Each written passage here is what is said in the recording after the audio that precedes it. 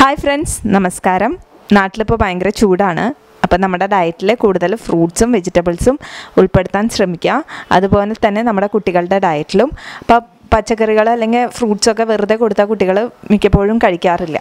അവർക്ക് നമ്മൾ ജ്യൂസായിട്ടും അതുപോലെ ഐസ്ക്രീമൊക്കെ ഉണ്ടാക്കി കൊടുക്കാറുണ്ട്. അപ്പോൾ ഇന്ന് ഞാൻ ചെയ്യുന്നത് അതുപോലെ കുട്ടികൾക്ക് ഫ്രൂട്ട്സ് കഴിക്കാതിരിക്കുമ്പോൾ അവരെ കഴിപ്പിക്കാൻ വേണ്ടിയിട്ടുള്ള ഒരു റെസിപ്പിയാണ് ഫ്രൂട്ട് പിസ്സ.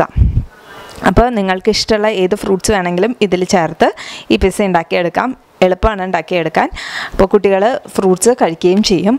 അപ്പോൾ ഇതുപോലെ മുമ്പും ഞാൻ പിസ്സയുടെ റെസിപ്പി ചാനലിൽ ഇട്ടിരുന്നു. കാണാത്തവരുണ്ടെങ്കിൽ ഡിസ്ക്രിപ്ഷൻ ബോക്സിൽ ലിങ്ക് ഇടാം, അതൊന്ന് ട്രൈ ചെയ്ത് നോക്കുക. അതുപോലെ ചാനൽ സബ്സ്ക്രൈബ് ചെയ്തിട്ടില്ലെങ്കിൽ താഴെയുള്ള സബ്സ്ക്രൈബ് ബട്ടണിൽ ഒന്ന് ക്ലിക്ക് ചെയ്യുക. അപ്പോൾ നമുക്ക് റെസിപ്പിയിലേക്ക് കിടക്കാം. ആദ്യം പിസ്സയുടെ ബേസ് തയ്യാറാക്കിയെടുക്കണം. അതിനായിട്ട് ഞാനിവിടെ ഒരു പാത്രത്തിൽ 1 ടേബിൾ സ്പൂൺ വെണ്ണ ചേർത്ത് അത് നന്നായി ഉരുക്കിയെടുക്കുകയാണ്. ഇനി ഇതിലേക്ക് ഓട്സ് ചേർക്കാം. 1.5 കപ്പ് ഓട്സ് ആണ് ഞാനിപ്പോൾ ഇവിടെ ചേർക്കുന്നത്. നന്നായി മിക്സ് ചെയ്തെടുക്കാം. ഇതൊരു മീഡിയം തീയിൽ വെച്ചിട്ട് മിക്സ് ചെയ്തെടുക്കണം.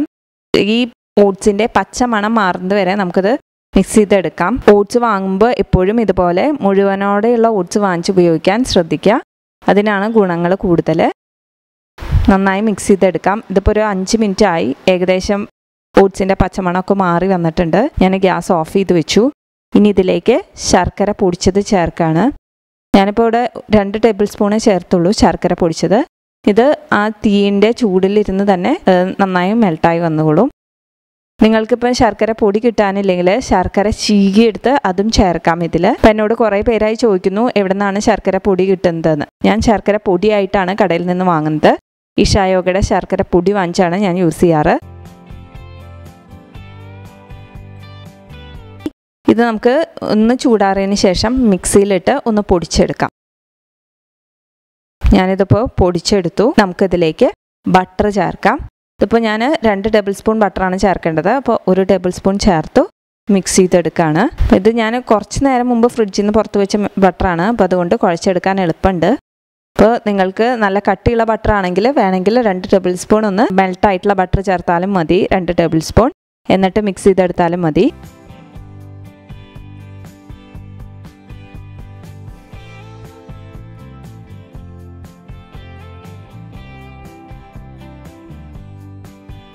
നന്നായിട്ട് കൈകൊണ്ട് മിക്സ് ചെയ്തെടുക്കാം. നന്നായി യോജിച്ച് കിട്ടി. ഞാനിപ്പോൾ ഇവിടെ ഇതുപോലത്തെ ഒരു കേക്ക് ടിന്നാണ് എടുത്തിരിക്കുന്നത്. ഇത് നമുക്ക് അടർത്തി എടുക്കാൻ പറ്റും. ഇതിൻ്റെ ബേസ് അതാണ് ഞാൻ ഇതിൽ ചെയ്യുന്നത്. ഇങ്ങനത്തെ കേക്ക് ടിൻ ഇല്ലാത്തവരാണെങ്കിൽ നമുക്ക് സാധാരണ വട്ടത്തിലുള്ള പ്ലേറ്റിൽ ബട്ടർ പേപ്പർ വെച്ചിട്ട് അതിൽ ഇതുപോലെ ഒന്ന് കൈകൊണ്ട് അമർത്തിയെടുത്താലും മതി. നന്നായിട്ട് ഇതുപോലെ കൈകൊണ്ട് അമർത്തിയെടുക്കണം.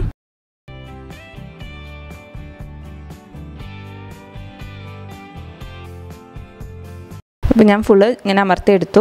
ഇനി ഇത് നമ്മൾ ഫ്രിഡ്ജിൽ ഒരു അരമണിക്കൂർ വെച്ച് സെറ്റ് ചെയ്തെടുക്കണം. അപ്പോൾ ഇത് ഞാൻ ഫ്രിഡ്ജിലേക്ക് വെക്കുകയാണ് അരമണിക്കൂർ സെറ്റ് ചെയ്തെടുക്കാൻ. ഇപ്പോൾ അരമണിക്കൂറായി. പിസ്സ സെറ്റായി വന്നിട്ടുണ്ട് പിസ്സയുടെ ബേസ്. അപ്പോൾ അതൊക്കെ ഇതുപോലെ ഒന്ന് താഴെ അടർത്തിയെടുത്തു. ഇനി നമുക്ക് ഇതിലേക്ക് അടുത്ത ലെയർ ചേർക്കാം. ഞാനിപ്പോൾ ഇവിടെ ചോക്ലേറ്റ് പീനട്ട് ബട്ടറാണ് സ്പ്രെഡായിട്ട് യൂസ് ചെയ്യുന്നത്. നന്നായിട്ട് പതുക്കെ ഇതിലേക്ക് ചേർത്ത് കൊടുക്കാം. ഈ ചോക്ലേറ്റ് പീനട്ട് ബട്ടറിൻ്റെ റെസിപ്പി ഞാൻ മുമ്പ് വീഡിയോയിൽ ചെയ്തിട്ടുണ്ട്, ഒരു ബിസ്ക്കറ്റ് റെസിപ്പിയിൽ. അതിൻ്റെ ലിങ്ക് ഞാൻ ഡിസ്ക്രിപ്ഷൻ ബോക്സിൽ കൊടുത്തിട്ടുണ്ട്. ഇല്ലെങ്കിൽ ഇപ്പോൾ നിങ്ങൾക്ക് ഈ വീഡിയോയിൽ സൈഡിലായിട്ട് മുകളിൽ ഒരു ഐ ബട്ടൺ കാണാം. ആ ഐ ബട്ടണിൽ ക്ലിക്ക് ചെയ്താലും നിങ്ങൾക്ക് റെസിപ്പി കിട്ടുന്നതാണ്. ഇനി ഇത് നമുക്ക് പതുക്കെ ഇങ്ങനെ സ്പ്രെഡ് ചെയ്തെടുക്കാം. അപ്പോൾ പീനട്ട് ബട്ടറിൻ്റെ കൺസിസ്റ്റൻസി ഇതുപോലെ ഇത്രയും കൂടി ഇങ്ങനെ സ്പ്രെഡ് ചെയ്യാൻ പറ്റണമെങ്കിൽ അതിൽ കുറച്ച് ഇതുപോലെ ചൂടുവെള്ളം ചേർത്ത് ഒന്ന് അടിച്ചാൽ മതി. ഞാനത് ആ വീഡിയോയിൽ വിശദമായി പറഞ്ഞിരുന്നു. അത് നന്നായിട്ട് ഇതുപോലെ ഒന്ന് പരത്തിയെടുക്കാം. ഇത് നമ്മൾ ബേസ് തണുപ്പിച്ചെടുത്തത് കാരണം അതിൽ അധികം ബുദ്ധിമുട്ടില്ല പരത്തിയെടുക്കാനായിട്ട്. ഇനി ഇതിലേക്ക് നമുക്ക് മുകളിൽ ഫ്രൂട്ട്സ് വെച്ച് കൊടുക്കാം. ഞാനിവിടെ ആദ്യം വെച്ചത് ഓറഞ്ചാണ്. ഓറഞ്ച് പീസസ് ആക്കിയിട്ട് അതാണ് വെച്ച് കൊടുത്തത്. നിങ്ങൾക്ക് ഇഷ്ടമുള്ള ഫ്രൂട്ട്സ് ആഡ് ചെയ്യാം.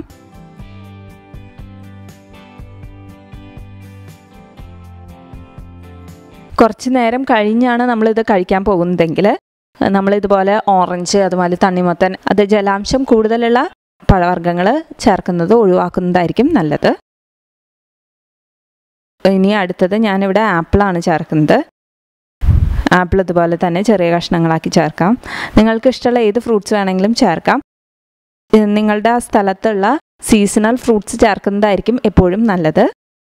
അപ്പോൾ നമുക്ക് നാട്ടിലാണെങ്കിൽ മാങ്ങ അതുപോലെ പഴമൊക്കെ വേണമെങ്കിലും ചേർക്കാം.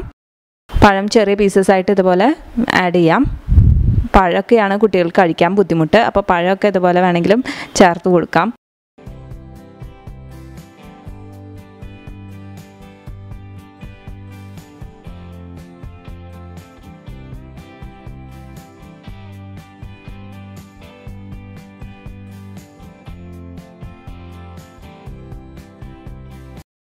നിങ്ങൾക്ക് ഏത് ഫ്രൂട്ട്സ് വേണമെങ്കിലും ഇതിൽ ചേർക്കാവുന്നതാണ്. കിവി വേണമെങ്കിലും ചേർക്കാം.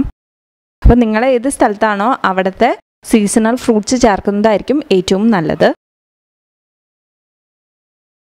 വേണമെങ്കിൽ ഒരു ഫ്രൂട്ട് മാത്രം വെച്ചിട്ടും വേണമെങ്കിൽ ഇതുമാതിരി ചെയ്തെടുക്കാം, കുഴപ്പമൊന്നുമില്ല. അതെല്ലാം നിങ്ങളുടെ ഇഷ്ടമാണ്, ഓരോരുത്തരുടെ ക്രിയേറ്റിവിറ്റിക്ക് അനുസരിച്ച് ചെയ്യാം. അപ്പോൾ ഇത് കുട്ടികൾക്ക് മാത്രമല്ല വലിയവർക്ക് വേണമെങ്കിലും ഡിന്നറായിട്ട് ഇത് കഴിക്കാം. അപ്പോൾ ഇത് കഴിച്ചാൽ നമുക്കിനി വേറെ ഒന്നും കഴിക്കേണ്ടി വരില്ല. ഇത്രയധികം ഫ്രൂട്ട്സും അതുപോലെ തന്നെ പീനട്ട് ബട്ടറൊക്കെ ഉള്ളതുകൊണ്ട് ഫില്ലായിരിക്കും ഇത് കഴിച്ചാൽ.